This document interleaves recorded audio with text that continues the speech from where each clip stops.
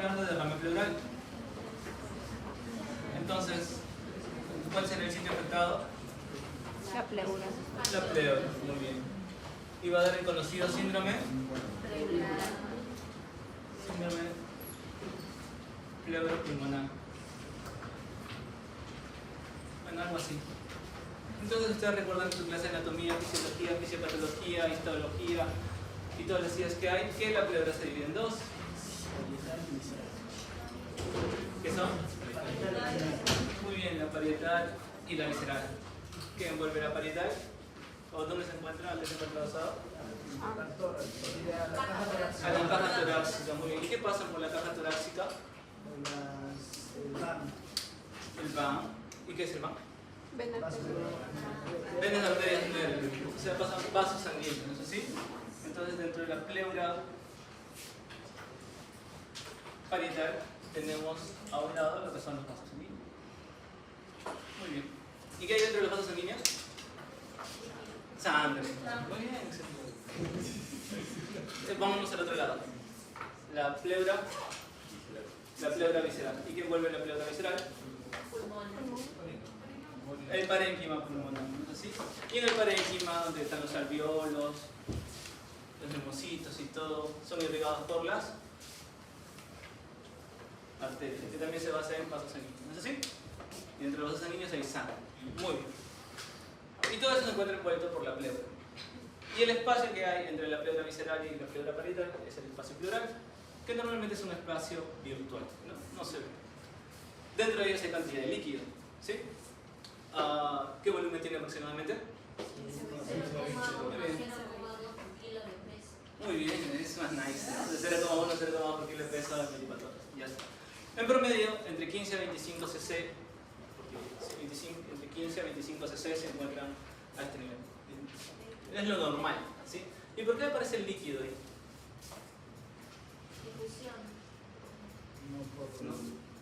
¿Por qué? Para evitar el brote de las pleuras visceral y parietal. Muy bien, en sí no hay una función determinada de lo que es la pleura, entonces a veces las pegamos y no pasa nada. ¿Ya? Pero el espacio del líquido que se forma acá generalmente es por la extravasación de los líquidos que se da entre los vasos que hay entre estos dos espacios. ¿Se entiende? Y ese de acá comienza a producir líquido a este nivel. Y es acá donde hay aproximadamente entre 15 a 25 cc de líquido pleural, que es lo normal. ¿Sí? Y para eso, para que se dé este líquido a este nivel, pues tiene que aparecer una serie de fuerzas, ¿no? ¿Qué son? Muy bien, según la ley de Stirling aparecen las fuerzas hidrostáticas y las fuerzas coliidosmóticas. Coliidosmóticas son fuerzas. La hidrostática dada por el agua y la coliidosmótica por las proteínas. ¿Se entiende? Muy bien. Entonces tenemos las proteínas, fuerzas hidrostáticas y las fuerzas coliidosmóticas. Muy bien. Las fuerzas hidrostáticas, ¿qué hacen? Hacen que el líquido salga, ¿no? Salga hacia el espacio pleural. Y las fuerzas coliidosmóticas hacen que el líquido se mantenga en el vaso. ¿No es así? Cuando hay una disminución de la fuerza coliidosmótica, un aumento de la presión hidrostática o fuerzas hidrostáticas, se forma mayor cantidad de líquido, ¿sí? Cuando hay un desbalance de estas fuerzas. ¿Se entiende? Ya está. Muy bien. ¿De ahí qué más sigue? Muy bien. Hay una alteración, puede haber una alteración en la formación del líquido pleural debido a una alteración de estas fuerzas, o puede haber una alteración por la absorción o la eliminación de este líquido. ¿Es así? ¿Dónde se elimina este líquido? En el drenaje linfático. En el drenaje linfático. ¿Sí? Por el drenaje linfático es el que se llama. Drenaje linfático. Pero a veces este drenaje linfático se puede encontrar obstruido y comienza a retener líquido. ¿Por qué se puede obstruir este drenaje linfático? Generalmente por cuadros neoplásicos, ¿no es así? Tumoración. Tumores que pueden llegar a obstruir este drenaje linfático y comienza a aparecer o aumento de líquido a esta cabeza. Muy bien. Entonces tu paciente va a llegar, esto es lo fisiológico, lo que normalmente tenemos nosotros acá. Entonces tu paciente va a llegar con sintomatología donde tú puedes pensar de que hay algo mal en el aparato respiratorio. Y han visto insuficiencia respiratoria, han visto neumonía, han visto EPOC, han visto... ¿qué más? Han visto cáncer del pulmón, ¿no? Ya han visto varias patologías. Ahora van a ver TB y derrame pleural. Muy bien, entonces tu paciente puede llegar con clínica clínica respiratoria que a ti te puede hacer sospechar de que hay algo mal en este pulmón.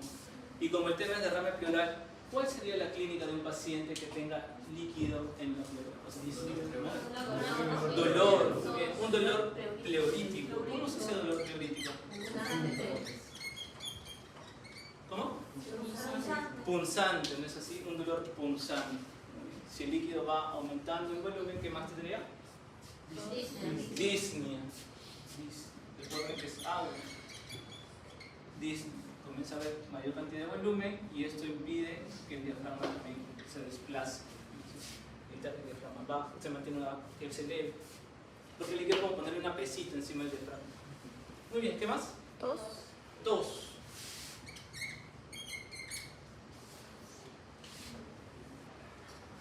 Dolor de tórax, disnea, tos. ¿Les hace pensar en algo? ¿En de frente van a plantear derrame pleural? No. Puede ser neumonía, puede ser, ¿qué más? Derrame pleural, falla cardíaca, entonces, pueden ser muchas cosas, ¿ya?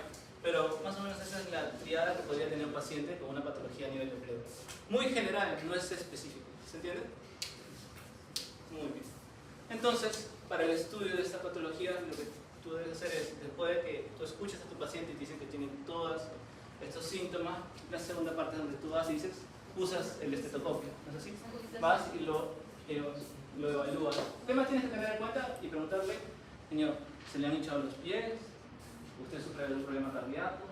¿Es diabético? ¿Ha bajado de peso?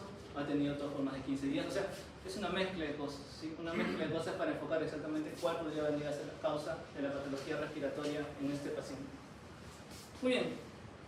Entonces, una buena anamnesis, una buena historia clínica, un relato de síntomas y viene el examen físico. Y no vamos a enfocar en derrame pleural.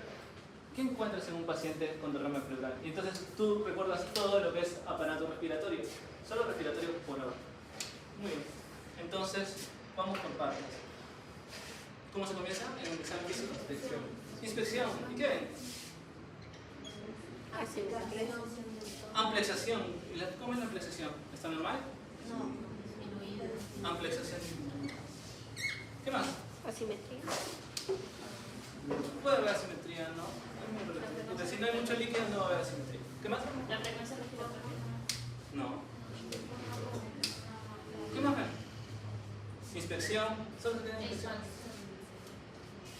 La altura. ¿Cómo se llama? ¿Quién? ¿Cómo se llama quién?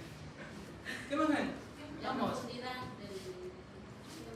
¿Qué ven en su examen físico respiratorio? Amplexación, ya. ¿Qué más?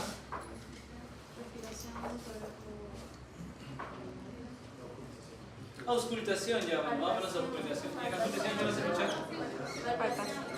Palpación, auscultación. ¿Y qué hay en la auscultación? Murmullos vesiculares. Disminuidos o abolidos. Ya. ¿Y en la palpación? Submatidez. Matidez. Eso es percusión. Vibraciones vocales. ¿Cómo están? ¿Aumentadas? ¿Disminuidas? En derrame pleural, hay líquido en la pleura, hay líquido en todas partes. ¿Cómo ven las vibraciones vocales? ¿Cómo le evalúan? ¿Cómo le evalúan? 33, muy bien. ¿Cómo le evalúan? Las palmas de las manos al nivel de dorso, bilateral y le hacen llevar prioridad 33. Y a ver si las vibraciones vocales pasan. Eso es lo que han querido decir, ¿no? ¿Cómo están?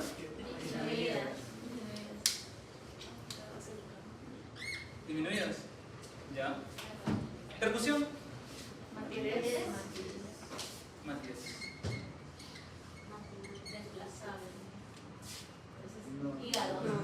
Voy a hacer de cuenta como que no hablamos de eso. Para los que están viendo el video, eso nunca pasó. Ya. Sigamos. No, pero está bien, el líquido se mueve cuando tiene el líquido pleural, ¿no? Cuando tomas la radiografía de pie y cuando la pones de costado, en decúbito, el líquido se mueve, ¿no? Sí, eso está bien. Sí, pero uno no percute así. Eso lo hace en la radiografía. Muy bien, haces tu examen físico, tienes la clínica y tu examen físico y entonces tú haces tu planteamiento diagnóstico. Ustedes están pasando visitas, son internos, dices, doctor, mi paciente tiene las vibraciones vocales disminuidas, tiene el murmullo vesicular disminuido o prácticamente abolido, no escucho nada y tiene matidez.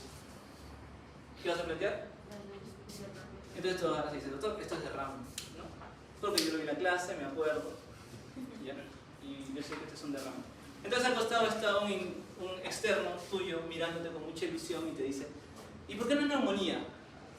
Porque las vibraciones vocales tienen que estar aumentadas en la neumonía. Muy bien, porque tú lo haces así, las vibraciones vocales pueden estar aumentadas en la neumonía. ¿Qué más? La percusión no hay matidez. A la percusión no hay matidez. ¿No hay matidez en la neumonía? A la ocultación, pues, crépitos. Crépitos. A la ocultación tú puedes escuchar crépitos. Muy bien. Por eso no es neumonía. Volteas y dices al estudiante, por eso no es neumonía. ¿No es así? Muy bien. Ah, entiendo. ¿Y por qué no es un neumotórax? Porque en la computadora se escucha timpanismo a veces. Hipersonoridad. Hipersonoridad. No hay matidez, ¿no? Obviamente. No hay pulmón. Hipersonor. ¿Sí? Hipersonoridad. Muy bien. ¿Qué nos queda? Neumonía, neumotórax, derrame. ¿Cuál es el otro?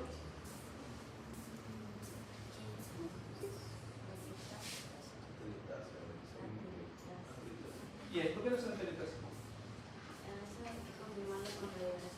Ya pueden hacer una radiografía, correcto. Es por eso que el segundo paso, después de tu buena anamnesis, tu evolución, tu evaluación al paciente, tu examen físico, lo tercero es imágenes, radiografía de tórax. ¿No es así? La siguiente radiografía. ¿Qué otras imágenes puedes pedir? Todo. Tomo. ¿Qué otras más? Resonancia. Muy bien, ¿no? Pero obviamente la primera parte del estudio de teoría pleural es radiografía de tórax, ¿no es así? Radiografía de tórax. Le vas a pedir postura anterior si el paciente colabora, postura anterior y su radiografía lateral. Ya, esta sería la radiografía de tórax.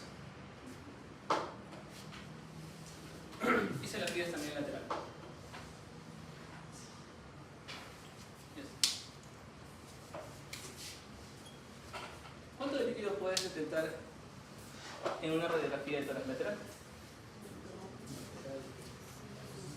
¿Cuál es más sensible? ¿Una radiografía posterior o lateral?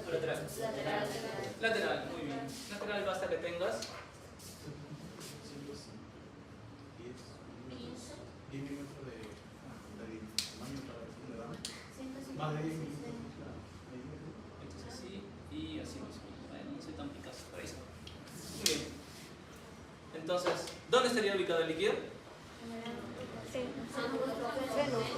En el ángulo costofrénico. Este es el costofrénico, perdón, este es el costofrénico y este es el costodiafragmático. En el ángulo costodiafragmático posterior. Más o menos con 75 cc lo puedes sacar, ¿sí? Para cubrir todo el diafragma, o sea, para que todo el líquido cubra el diafragma, entre 150 a 175 cc, ¿sí? Para que puedas verlo en todo el diafragma. Pero tiene mucho líquido, y aparece una media sonrisa. ¿Qué es?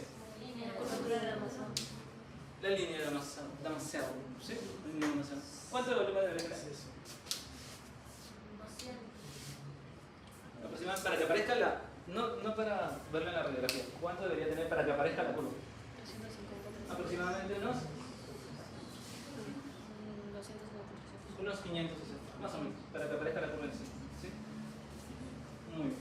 Unos aproximadamente 500. Muy bien, tomas la placa y dices, doctor, ahí está. Pues mire, ahí tiene el líquido que habíamos sospechado. Tiene un derrame pleural. Entonces es un síndrome pleuropulmonar a descartar la etiología en ese momento. Ya tus precisiones diagnósticas de acuerdo a toda la anamnesis que hayas hecho previamente, ¿sí?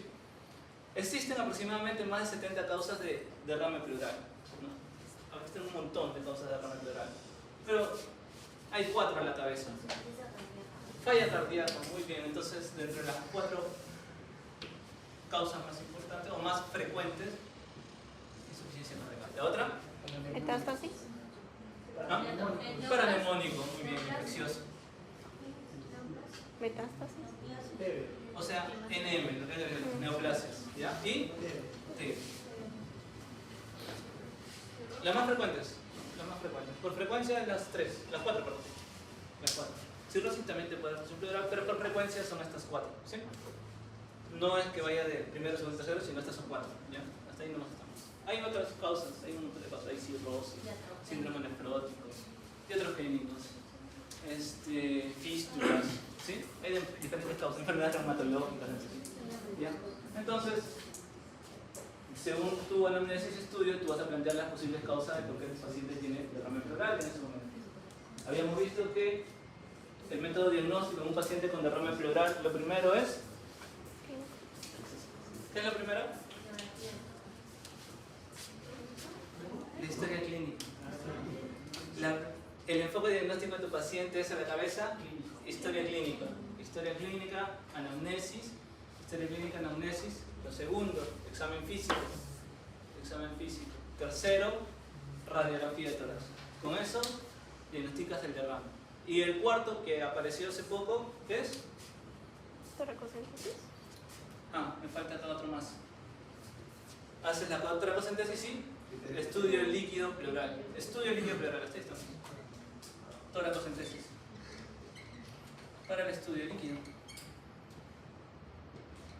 Para el estudio líquido. Para encontrarle la causa de por qué tu paciente ha hecho efusión pleural. ¿Sí?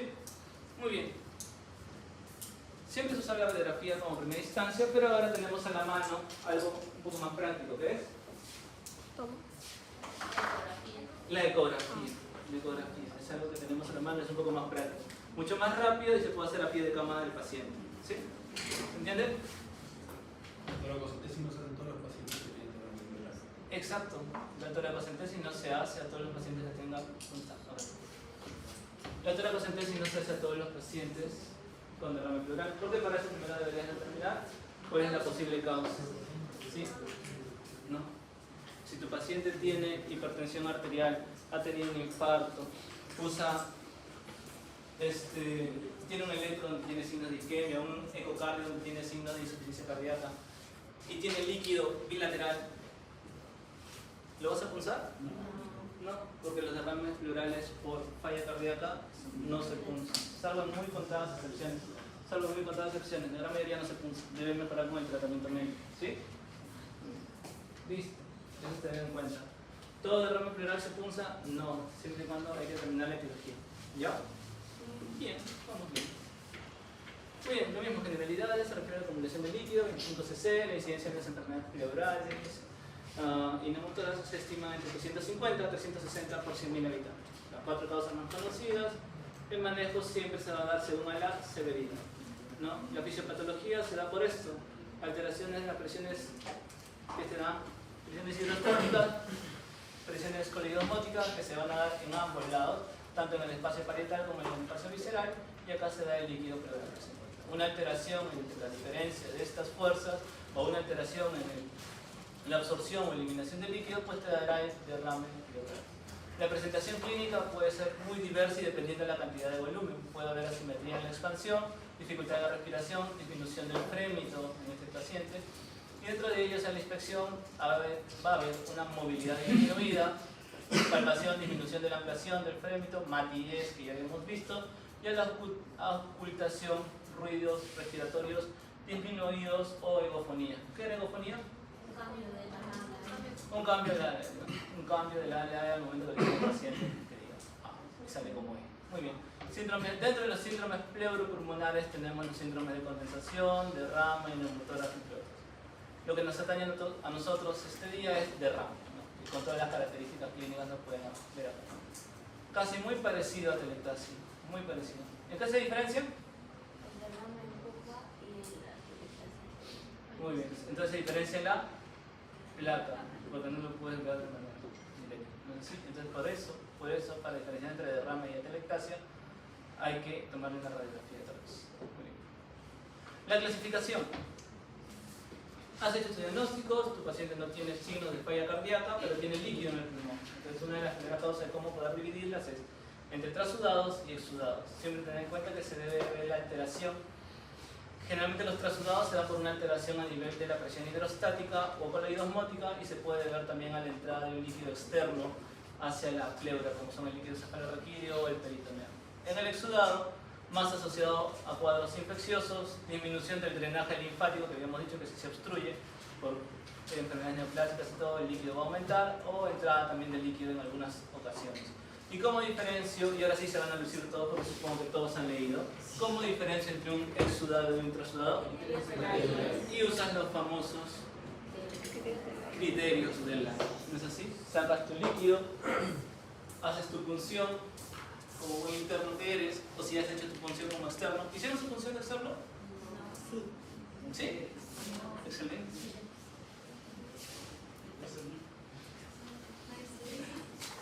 Muy bien.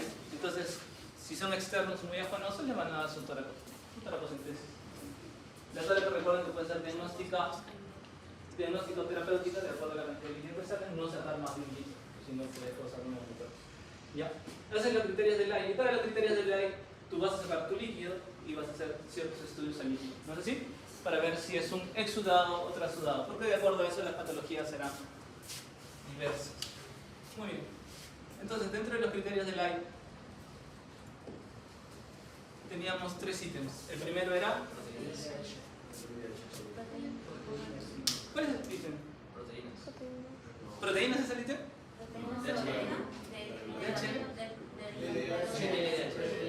La relación claro, ese es el ítem. La relación entre LDH pleural LDH pleural y LDH sérico. Ya, listo. Que debe ser mayor a 0.6. Ya está. ¿La otra? Igual pero diferente. Muy bien, la proteína pleural entre la proteína sérica 0.5. Muy bien. ¿Y la tercera? Hay una relación del LDH pleurolítico mayor a 2/3 del LDH sérico. O sea, más o menos 200 ya es internacional. Tiene que ser más de 2/3 del sérico, del LDH. El LDH pleurítico debe ser mayor a 2/3 del LDH sérico. ¿El LDH pleural debe ser mayor a 2/3 del LDH sérico del paciente? Del límite normal superior. Bien, ¿cómo se digiere eso? El DHL pleural debe ser mayor a los 2/3 del DHL del límite superior de tus valores referenciales. ¿Qué quiere decir? Si tu DHL en suero, según laboratorio, va de 100 a 200, ¿cuál es el límite superior? 200. Entonces, tu DHL pleural debe ser mayor o igual a los 2/3 de 200. ¿Sí? ¿Se entiende? Así se digiere la tercera ítem. Generalmente muchos se trabajan así. ¿Sí? Muy bien.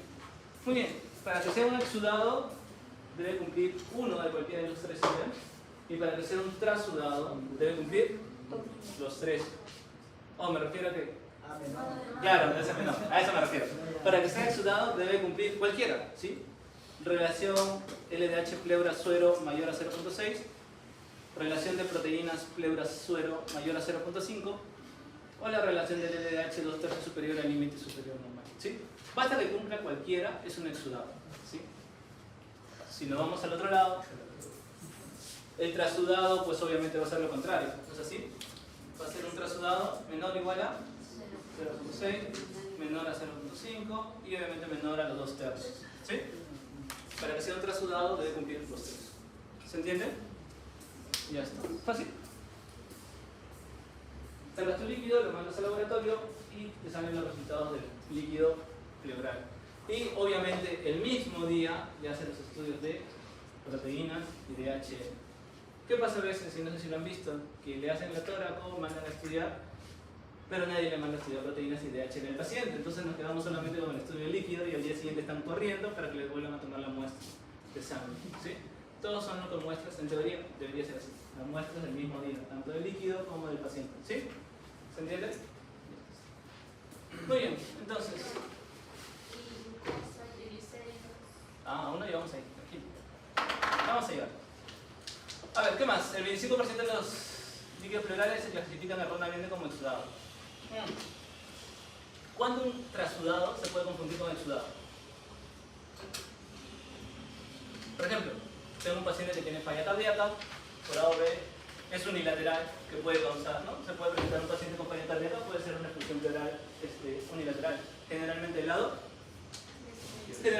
derecho. Muy bien, entonces lo podemos usar, lo estudias y te sale trasudado, y te sale exudado. Pero el paciente, ese derrama es por una falla cardíaca. La falla cardíaca siempre te va a dar trasudado. ¿En qué casos un paciente con trasudado puede presentarse como exudado?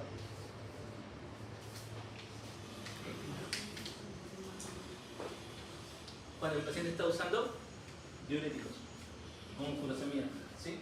En ese caso el líquido se puede concentrar y te puede dar valores como exudado, cuando es un trasudado. Por eso te dice que si bien es cierto los criterios de Lye, que ya tienen más de 100 años, se usan todavía porque son muy útiles, un porcentaje de ellos se puede dar un resultado falseado, ¿sí? Entonces, ante la duda, considerar si tú tienes o piensas que puede haber un error entre tu trasudado, que en un paciente donde tú crees que es un trasudado, pero te ha salido un exudado, deben cumplir ciertos criterios. Por ejemplo, el exudado, las proteínas del líquido pleural deberían ser mayor a 3 gramos, las proteínas, y el colesterol del líquido pleural debería ser mayor a 45 miligramos de decilitro. En los trasudados, la relación proteína sérica y del líquido pleural debería ser mayor a 3.1 para ser considerado trasudados, y la relación albúmina sérica líquido pleural debería ser mayor a 1.2. ¿Sí? Y si se puede dosarle el ProBNP para ver. Dosas ProBNP y debería ser mayor a 1500 para ser considerado ese líquido por insuficiencia cardíaca. Ya está. Si tienes dudas, puedes ampliar tu estudio. Muy bien, nos vamos acá a las causas, y como ya dije, habían diversas causas, y aquellas causas que siempre te van a causar un derrame trasudativo, insuficiencia cardíaca, hipoalbuminemia, causas iatrogénicas que ya vemos acá, síndrome nefrótico de la cabeza por acá. Ya una de las 3 causas más importantes de toda esta lista.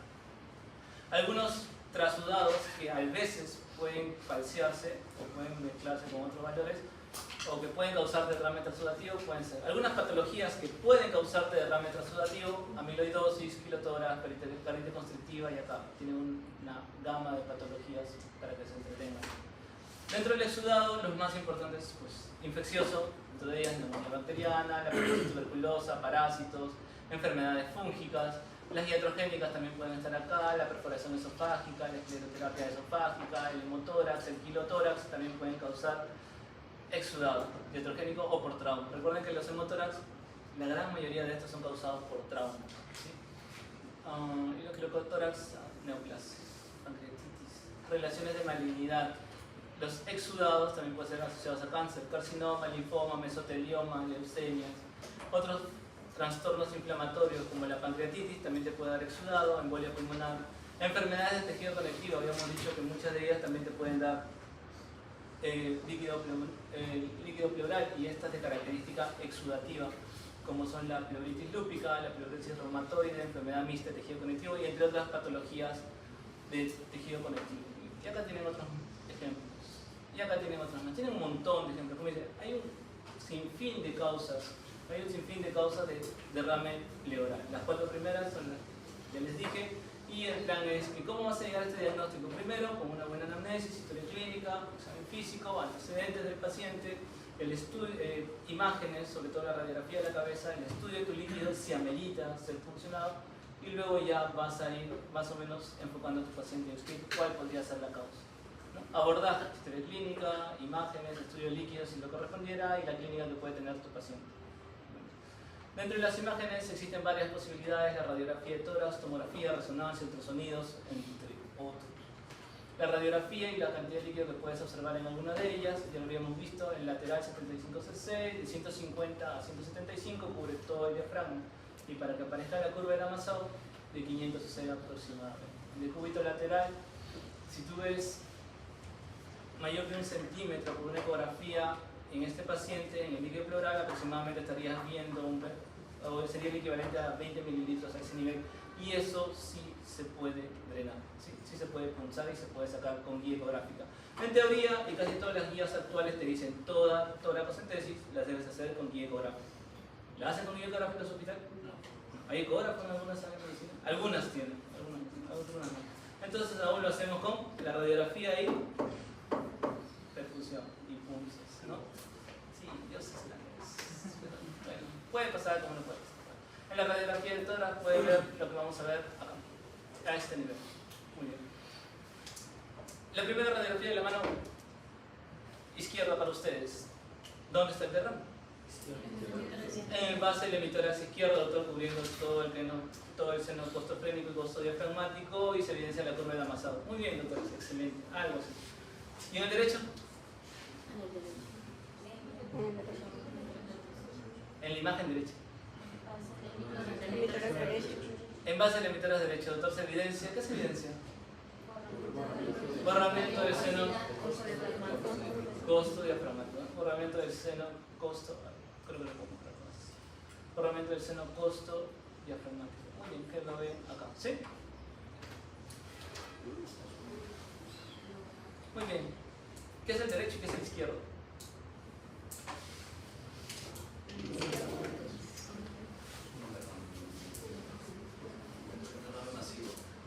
Muy bien, doctor, es un derrame masivo. ¿Cuál? Su izquierdo, ¿no? El izquierdo es un derrame masivo. Ya. ¿Y el derecho?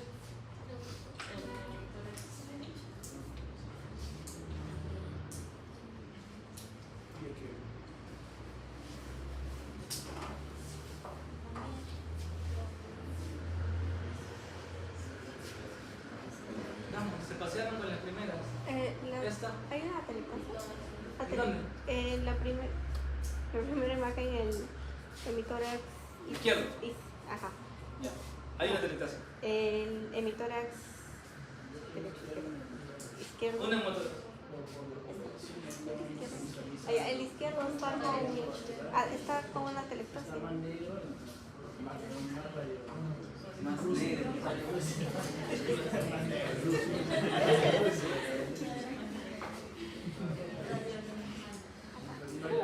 Vamos, chicos, ideas. Por el lado derecho, yo veo que hay un derrame abdominio del lado derecho, tras derecho. En este. Sí, En esta imagen. sí. Ya. Pero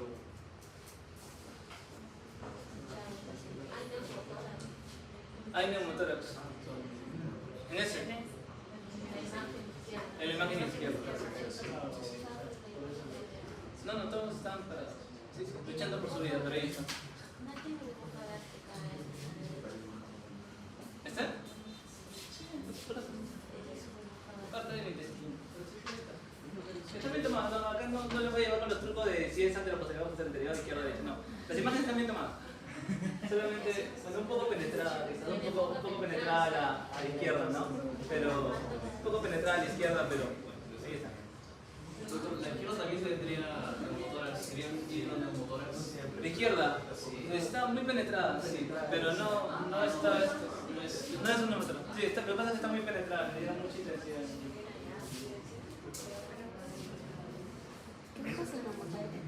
Muy bien, doctor. Yo encuentro ese miramiento una radiografía masiva en todo el hemitórax izquierdo, de la imagen de la izquierda, ¿no es así? Yo evidencio eso. Podría plantear quizás un derrame masivo de todo el hemitórax izquierdo, ¿bien? Porque también me impresiona que está desviando la tráquea, está haciendo un efecto de masa. Todo líquido o tumor tiende a desviar la tráquea, ¿sí? Tiende a desviar la tráquea, me destino todas las imágenes, tiende a desviar un poco la tráquea y me impresiona que todo eso podría ser un derrame masivo del hemitórax izquierdo. Bien. Quedamos como se hace. Listo. En la imagen del lado derecho, doctor, yo evidencio que hay una radio o radiopacidad de todo el hemitórax derecho, ¿no? Un pulmón blanco en ese lado del hemitórax derecho. Pero a diferencia del izquierdo, no veo que esté empujando la tráquea, más bien veo que la jala en esta parte de acá. Y aparte hay disminución de los espacios costales. Vean este espacio de acá y miren estos espacios de acá. Eso es una atelectasia. Y a veces pasa que con la radiografía dicen está blanco, hay que punzar, y termina punzando una atelectasia. Algunas veces pasa, ¿ya? Entonces ante la duda mejor puedes ampliar con imagen. A veces tienes tanta duda que es lo que ha pasado tanto internos, asistentes, residentes, y hasta los mismos neumólogos cuando van a hacer el procedimiento dicen no lo punzo porque no sé si es líquido o si es una atelectasia. ¿Qué hacen? Piden una tomografía para poder ver si eso no es. Si es una atelectasia, fibrobronco. Si no, ya le drenamos el líquido. ¿Sí? Ya, más sencillo. Y ahora sí, este está bien tomado. ¿Ven el aplastamiento? ¿Por qué no hay prueba de amasado ahí? Es un hidroneumotor. ¿Por qué? Porque la burbuja de aire o el aire que se encuentra ahí aplasta un poco el menisco, ¿no? En esta parte de acá, ¿no? Base de posterior. Muy bien. Y ahí eso es lo que dijeron hace un momento, ¿no? ¿Ven el derrame? En esta zona de acá. ¿Sí lo ven? Ya. Entonces dijimos al paciente, bueno, no nos queda bien claro, échese señor. Y ya se echa. Y el líquido que estaba acá se esparce por toda esta zona. ¿Sí? Lo conoce de cúbito. Se puso el cúbito lateral y ahí sale el líquido que se mueve. El líquido se mueve, ¿no? Si tú tienes el líquido así, se va a ver abajo. Si le pones el cúbito, el líquido se va a mover. ¿Qué pasa si no se mueve?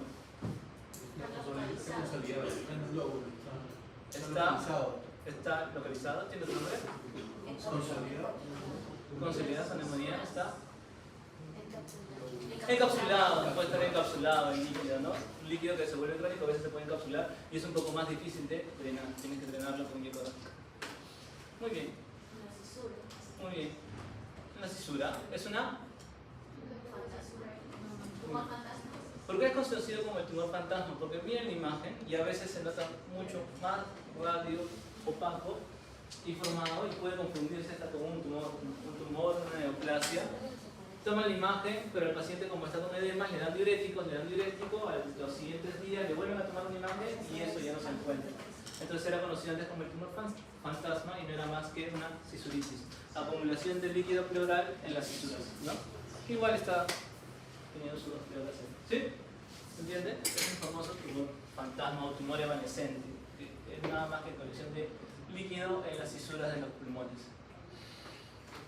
La tomografía identifica hasta 12 cc de derrame, es útil por múltiples razones, sobre todo porque te permite determinar si hay un neumotórax, hay unas fístulas, te permite determinar a veces etiología, porque si encuentras el tumor en la tomografía, ese derrame puede ser neoplásico, ya, si hay cavernas, micetomas, puede ser infeccioso, por hongos, entonces a veces te permite determinar etiologías. Te permite ver de manera más exacta dónde se encuentra la lesión y puede mostrar algunos cambios, alteraciones estructurales a nivel pulmonar. ¿Sí? Listo. Para eso es útil la tomografía y aparte porque te detecta líquidos en muy poca cantidad, hasta 12 cc de derrame pueden ser detectados aquí. Lo podemos ver acá, ven las densidades, es más hipodenso en esta zona el líquido, acá también vemos más hipodenso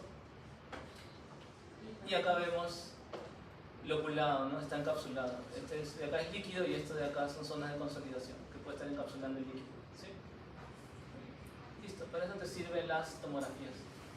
Ultrasonido es mejor en determinar volúmenes que la radiografía, obviamente porque detecta menos cantidad de volumen.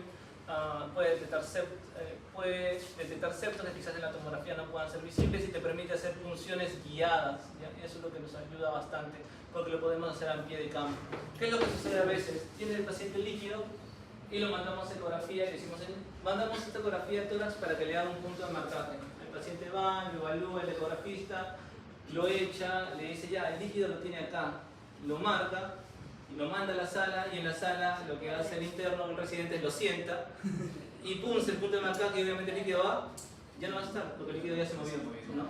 Dicen, pero no sale, lo han marcado mal todavía, dicen. Entonces, de nuevo, obviamente, ¿no? Entonces, los puntos de marcaje se hacen para que le hagan el punto de marcaje y en ese momento hagan el drenaje, función, ¿sí? Para hacer. Yo he entendido que ahora lo hacen con ayuda del ecógrafo al mismo tiempo que hace... Sí, eso es el drenaje con guía ecográfica. Así es.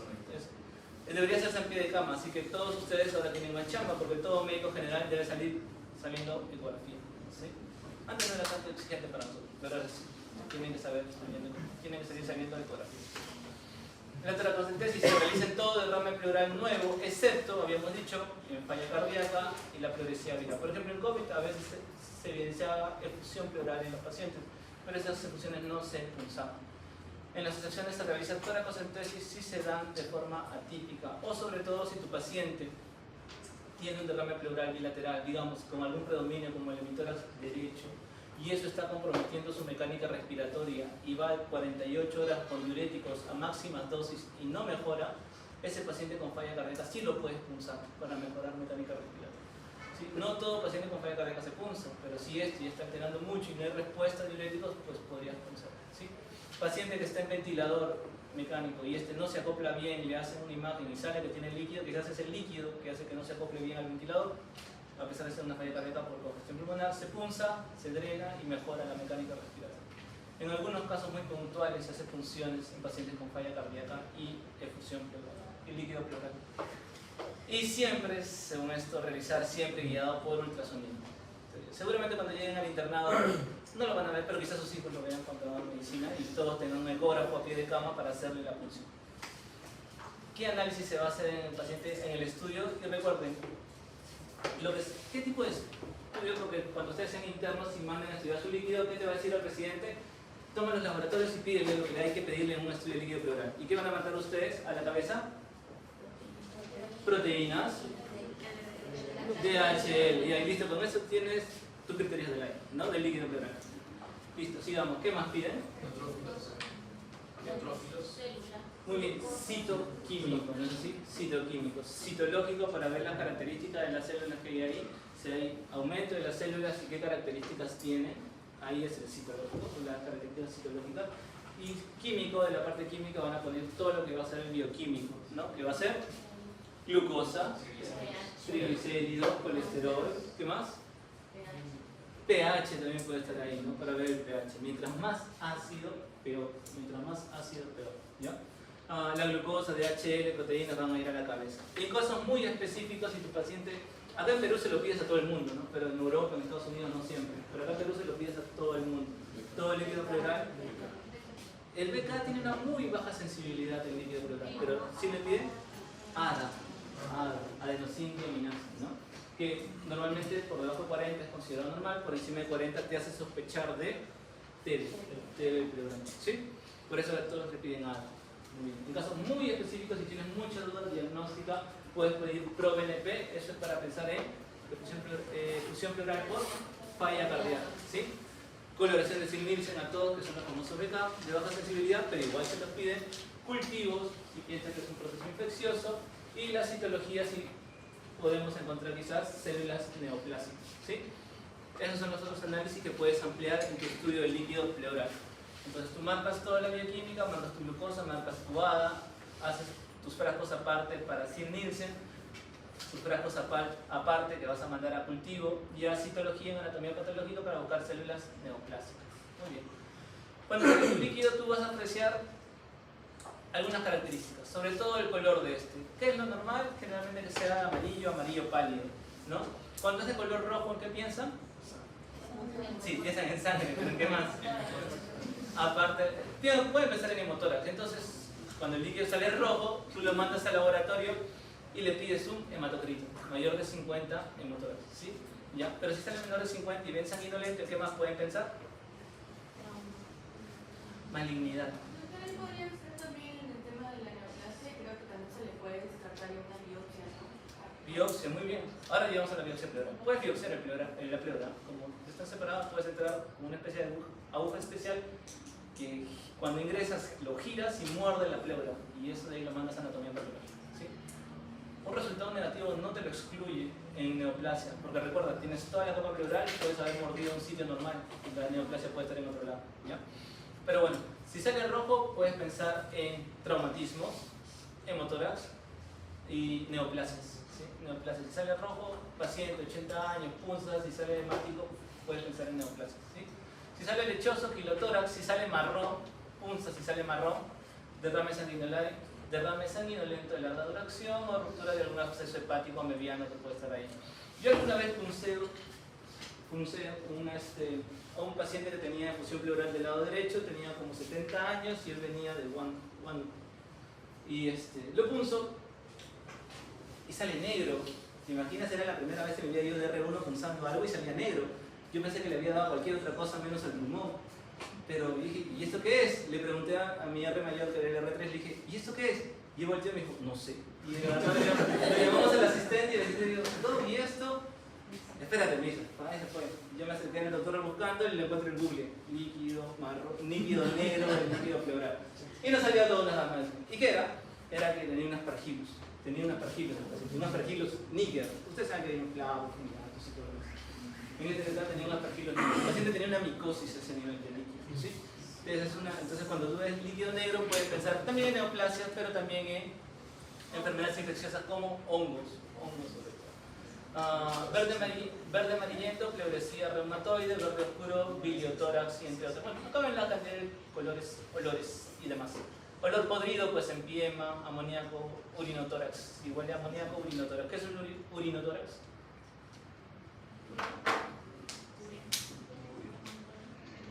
Urinotórax. Orina a nivel de líquido pleural. Sí, por una fístula o algo que pase que llegue hacia arriba. Puede pasar. Característica del fluido puede ser si tú punzas y sale pus, empiema. Fácil de diagnosticar. Pero si tienes ante la duda, para pensar en empiema, un pH menos de 7.2. Menos de 7.2 puedes pensar en empiema. ¿Ves la diferencial? Aumento de células, superdominio, polimorfo nuclear, ¿no es así? Ya está. ¿Y qué es el empiema? Pus en el líquido, ¿no es así? Normalmente las neumonías te pueden dar derrame paraneumónico, que es inflamación, sí es inflamación, pero cuando las bacterias ya llegan ahí y comienza a verse purulento, eso ya es empiema, ¿sí? Una cosa es el derrame paraneumónico y la otra ya es el empiema, ¿sí? ¿Qué más? Turbio, pasta de anchoas, absceso hepático mediano, como pasta de anchoas. ¿Alguna vez han visto una pasta de anchoas? Yo tampoco, pero bueno, ahí como absceso hepático. Yo tampoco he visto pasta de anchoas. Muy bien, ¿qué más? Análisis de las proteínas que ya habíamos visto, que sugiere que el DHL, si es mayor a 1000, sugiere artritis reumatoide, paradomioniasis, que es un tipo de parásito, malignidad. A veces los kilotórax se pueden confundir con los pseudokilotórax. ¿Cuál es la diferencia entre un kilotórax y un pseudokilotórax? Que el kilotórax tiene aumento de triglicéridos y el pseudokilotórax aumento de colesterol.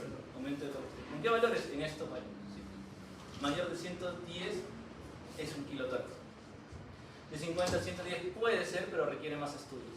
Y menos de 50 no suele ser un kilotórax. Creatinina, raso pleural, suero mayor. Cuando la creatinina es la relación de creatinina entre pleura y suero es mayor a 1, eso sugiere que puede ser un urinotórax, ¿sí? Que es orina en el líquido pleural. Cuando la relación de creatinina pleural entre creatinina en suero sale mayor a 1. ¿Qué quiere decir? Que hay mayor cantidad de creatinina en la pleura. La glucosa usualmente es similar a la concentración del plasma, pero si esta se encuentra muy baja, si encuentras la glucosa muy baja en el derrame pleural, puedes pensar en dos cosas. En el empiema, porque las bacterias comen la glucosa, o AR, artritis reumatoide. La artritis reumatoide te da una efusión pleural con una glucosa baja, ¿sí? ¿Qué más puedes pensar? Entre 30 a 50, TB, lupus y también malignidad, ¿sí? Pero si es muy bajito, puedes pensar en empiemas y artritis reumatoide. Y estos son los otros valores que puedes considerar acá. Reumatoide, empiema, malignidad, TB, lupus, entre otros. Muy bien. El pH de menos de 7.3, empiema, TBC, neoplasia. Pero siempre se considera que, para pensar en empiema, 7.2.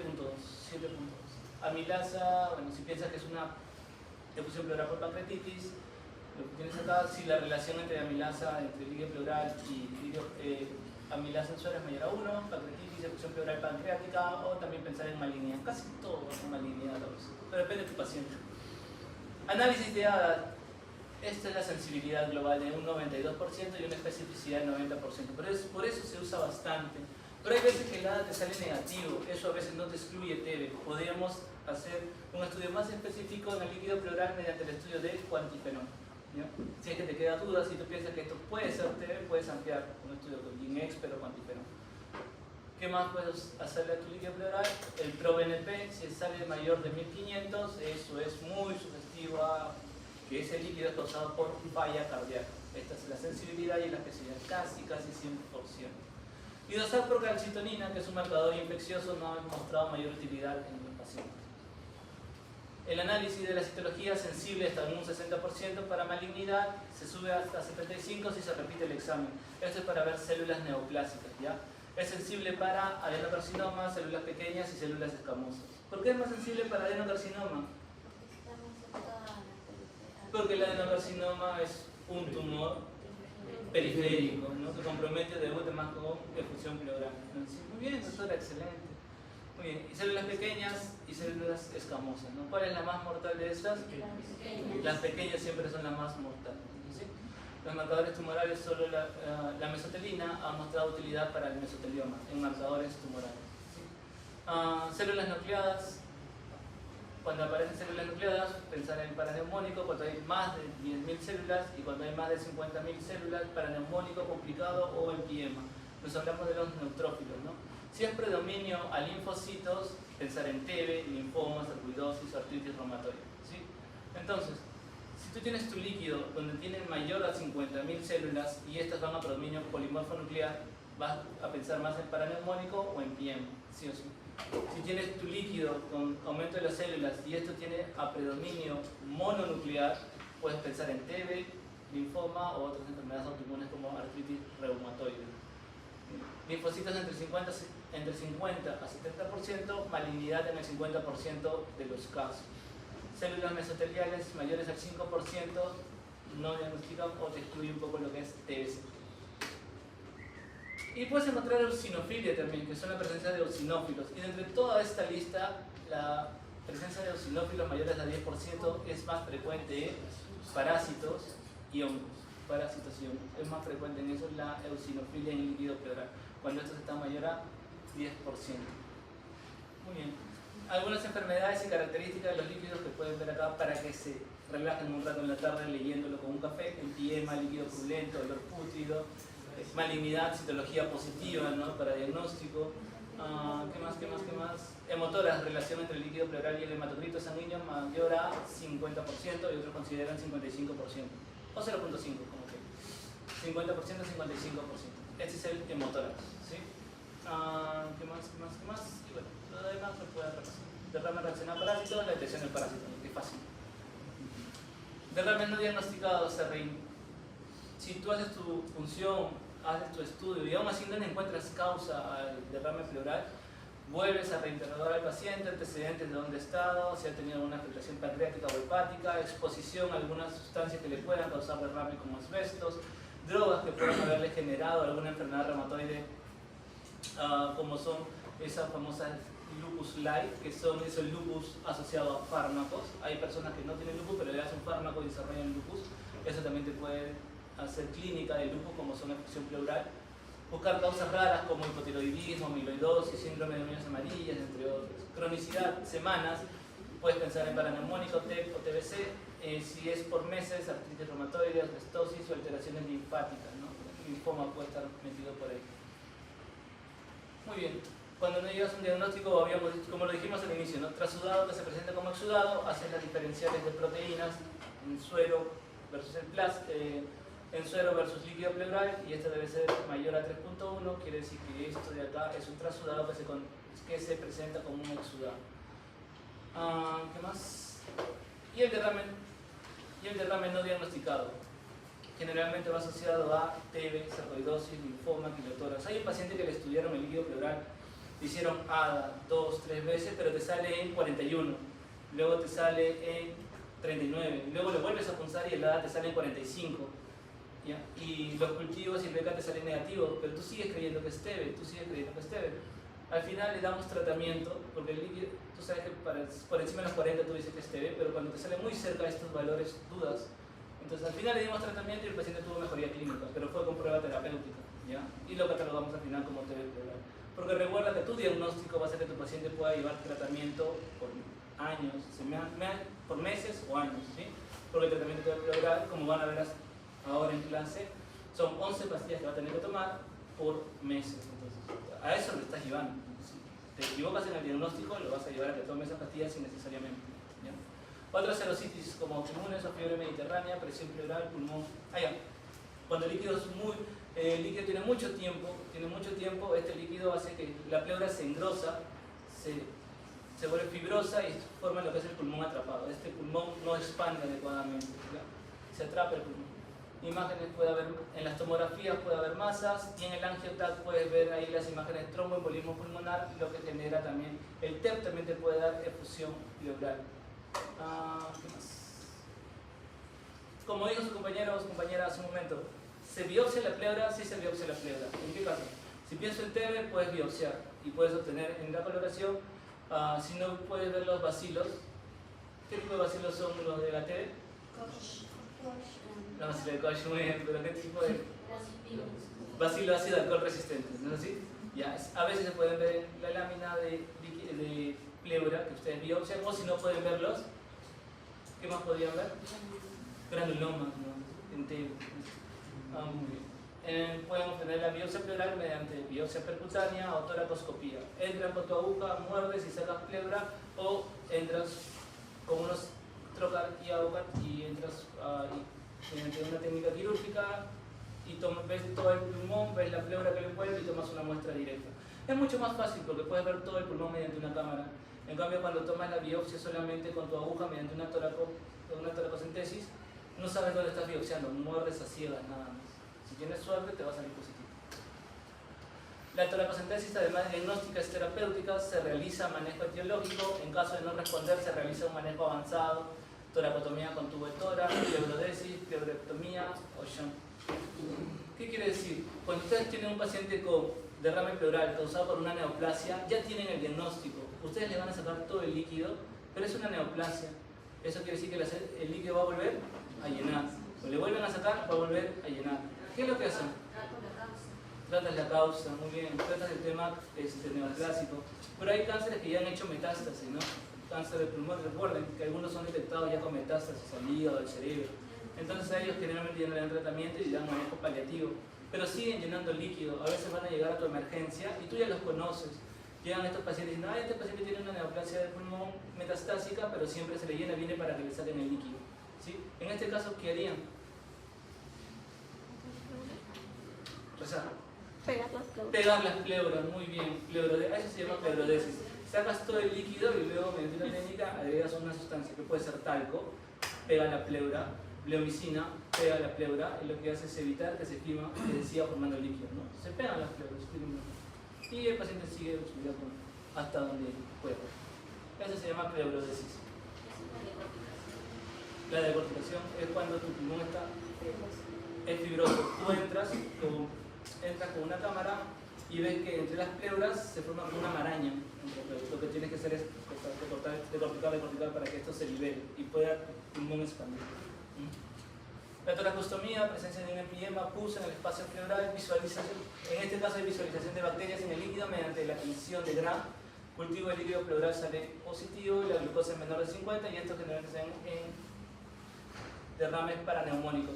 Y empiemas cuando tiene un pH menos de 7.2 y un LDH mayor a 1000. En este caso piensas en empiema.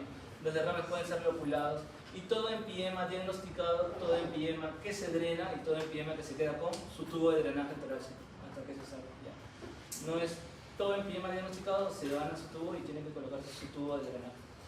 El tubo de tórax, inserción en el cuarto, esta es la técnica, inserción en el cuarto o quinto espacio intercostal por encima de la costilla, dirección posterior superior, conectar a trampa de agua y retiro de drenaje retiro cuando el drenaje es menos de 200 cc en 24 horas. Siempre está la duda a todos tus pacientes que vean hospitalizados con su tubo de drenaje torácico, ¿cuándo le quito el tubo? Cuando tengo un drenaje menos de 200 en 24 horas, cuando el fluido sea ceroso y ya no sea purulento, cuando la expansión pulmonar sea completa y obviamente el paciente no tenga síntomas. ¿Sí? Los mismos esquemas que hemos visto acá son para todo. Esto es para estudios de líquidos detrasudados y las principales causas. Acá vemos falla cardíaca, hepática y procastelar renal. Todos los estudios están acá y todos los resultados que les pueden salir. El derrame paraneumónico asociado a una infección pulmonar, y esto puede ser no complicado y complicado. Y no vamos a centrar en el complicado. Todo derrame paraneumónico complicado es conocido como empiema. Fase anfibrino-purulenta presenta el líquido pleural turbio con predominio de polimorfonucleares, purulento, bacteriano, polimorfonucleares, pH en 7.2, menos de 7.2, glucosa baja y DHL alto. Más de 1000-1500. Tratamiento: cefalosporina más metronidazol, pipetazo, piperacilina, tazobactam o carbapenémicos, ¿no? Que cubran estafilococos aureus, bacillus gram negativos y anaerobios. Y este es un buen esquema para iniciar en tu tratamiento de PM. Para ver mortalidad, usamos el score de escala pronóstica de RAPID, donde toman en cuenta función renal, edad, infecciones subyacentes, factores dietarios, entre otros, Y esto te va a dar un resultado que van a ser pacientes con derrame paraneumónico de bajo riesgo, riesgo medio y riesgo alto. El porcentaje de mortalidad está acá, a los 3 meses, ¿no? Si tiene un riesgo alto, tiene un porcentaje de mortalidad del 30% tu paciente. Los derrames paraneumónicos, si hay sospecha de infecciosa, se inicia tratamiento, el drenaje se hace mediante apoyo ecográfico, toracocentesis y estudio de fluidos. Si hay pus, inmediatamente tubo, y si hay fluido seroso, el de mide es el pH. Si el pH es menos de 7.2, considerado como empiema, o considerado como empiema, y le coloca su tubo de drenaje. Si no, si tiene un pH mayor de 7.2, solamente toracocentesis y su tratamiento antibiótico. Para eso te sirve el pH. Derrame pleural maligno, resultado de la infiltración directa de la pleura con células neoplásicas, como ven acá.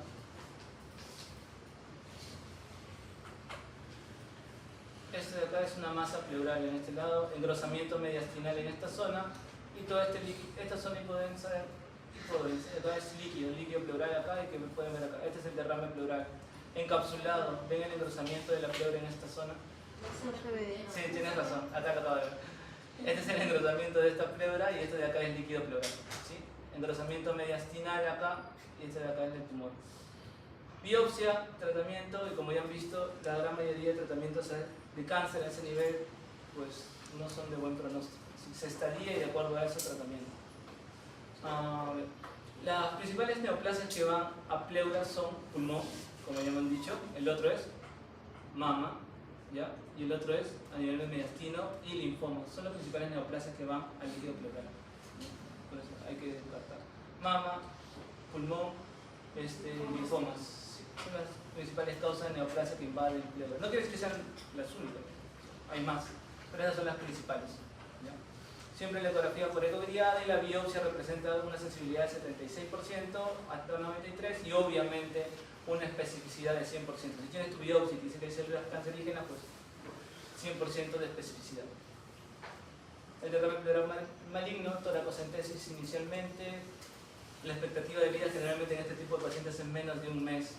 Así que bueno, solo se le da manejo paliativo. No a todos, pero la gran mayoría que debuta así, se evita darle mucho tratamiento que le genere desconfort o maltrato al paciente. En caso de pulmón atrapado. Derrame pleural maligno y su esquema de estudio. Ya, y una diapositiva corta, porque algo deben irse sabiendo de motórax, es la presencia de sangre en el espacio pleural, eso ya lo saben, la gran mayoría de estos es de causa traumática, la gran mayoría es por causa traumática. Hasta el 60% de politraumatizados puede presentar lesiones torácicas y algunos de ellos pueden hacer hemotórax. Pacientes que manifiestan o causas de hemotórax no traumáticos, el paciente cursa con disnea, puede tener palidez, dolor tipo pleurítico más taquicardia. Por ejemplo, viene un niño o un joven de 17 años traído por su mamá porque dice que le habían golpeado jugando pelota. No especificó el cómo, solamente dice eso y que le dolía la parte del tórax. Viene por emergencia, lo ven, en la fila habían 20 más y lo que hacen es, diclofenato, frenadina, auricular y a casa. Al día siguiente, la madre regresa con el chico, dice que tenía mucho dolor y le faltaba el aire. Entonces, ahí ya le prestan un poco más de atención, lo sientan a la camilla, le quitan el polo y le explican qué había pasado. Y resulta que jugando pelota, él salta por luchar el balón y su compañero no tuvo mejor idea que intentar hacer una chalaca y darle un patadón en todo el lado del hemisferio derecho. Entonces recibe el golpe y fue ese día que fue a consulta y le dieron solamente líquido. Vuelve, le hace, ven en la lesión, tenía una equimosis por el patadón que había recibido, pero al momento de evaluarlo, el murmullo no pasaba en el hemisferio derecho. Le hacen una placa y tenían líquido. Y con el antecedente de traumatismo, lo primero que hacen es colocar una aguja y drenar. Cuando ven el líquido que sale, era un líquido hemático. Ahora, ¿cómo sabemos si es un...? Y tenía lo mismo, dolor tipo pleurítico, taquicardia, estaba pálido. No recuerdo exactamente cuándo tenía depresión, no recuerdo si estaba en shock hipovolémico, creo que no, porque nos dimos el tiempo de prepararlo para hacer la tórax. Y la presión creo que estaba estable. ¿Cómo determina si ese líquido sanguinolento es un hemotórax? La sospecha clínica de un hematocrito pleural mayor a un 50% del sérico. Puedes encontrar eritrocitos pleurales mayor o igual al 50% de los séricos, precipitación en tubo rojo con coágulo mayor o igual al 50% del total, y una radiografía de tórax con el líquido presente en ese momento. ¿Qué tenemos que hacer? Un tubo torácico según... ¿Qué tenemos que hacer? Si tú drenas más de 1500 mililitros en ese momento de ese tubo, el paciente va inmediatamente a drenaje colocación de tubo y a sala de operaciones. Llamas a cirugía de tórax y cardiovascular porque si sale más de 1500 ese paciente se puede compensar. Tiene que entrar cardiovascular y buscar cuál es el sitio de sangrado, qué está sangrando para cerrarlo inmediatamente. ¿Ya? Por eso es importante el diagnóstico de los hemotórax. El tratamiento es una toracotomía en caso de inestabilidad hemodinámica, hemotórax retenido, o si tu paciente está sangrando, pierde mucho líquido, mucha sangre a nivel del hemotórax, tu paciente pasa a sala y hacen una toracotomía. Esos son en casos de emergencia, cuando el drenaje es más de 1500 o pérdida de más de 200 cc mínimo en 4 horas. Cuando tengas dos de estas dos causas, tu paciente tiene que entrar a sala sí o sí. Y ese es el manejo del hemotórax. El tratamiento es más o menos de 24 horas y la pregunta acá clave es si tu paciente está estable o inestable. Si es inestable, pérdida de sangre mayor a 1500 mililitros en 24 horas o mayor de 200 cc hora en las primeras 6 horas. Sugerencias: cirugía para ver si es inestabilidad, toracotomía y listo. Tu paciente tiene que ir a sala rápidamente. La pregunta clave acá cuando te pregunten en hemotórax es si tu paciente está estable o inestable. Esa es la pregunta clave en hemotórax. Ya está. Terminamos con hemotórax. Ya tienen empiema, tienen derrame pleural, exudados, trasudados. ¿Cuándo consideran un trasudado que puede ser confundido con exudado? Sobre todo en pacientes con falla cardíaca con uso de diuréticos. Ya tienen los criterios de Lai. Ya saben qué mandar a estudiar con sus pacientes en el líquido pleural. Empiema ya saben, y ya tienen los antibióticos de empiema. ¿Qué me falta? ¿Algo más? ¿Las fijas? ¿Más todavía? Sean libres. Adiós. Cuídense. Ya.